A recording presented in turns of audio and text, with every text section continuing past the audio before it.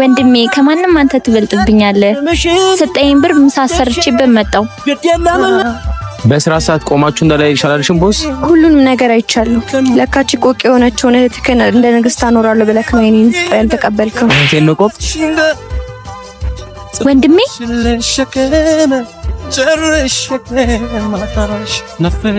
ምን እያረክ ነው? ሰሚኛለሽ? የእናቴን ቃል ስላጠፍኩ በጣም ይቅርታ። ነገር ግን በእህቴ የመጣብኝን ሰው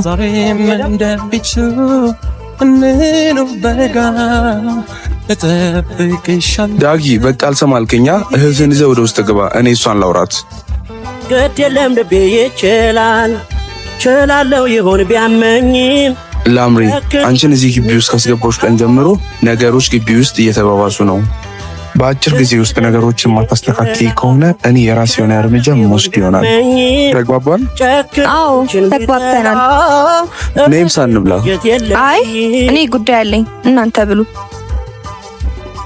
ቆይ ግን አንቺ ጓደኛዬ ገልት አለብኝ ብለሽኛ አንድ ብር ተቀብለሽኝ እርሽ።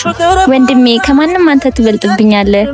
ሰጠኝ ብር ምሳ ሰርቼበት መጣው። ግዴለም መሙን እችላለሁ ተላኋት አልለመለች ከእንግዲህ ከኔ ጋር የለችም እያልኩኝ ስምሽ ሄሎ፣ ዛሬ ማታ አንድ ሰው እንድታግትልኝ እፈልጋለሁ።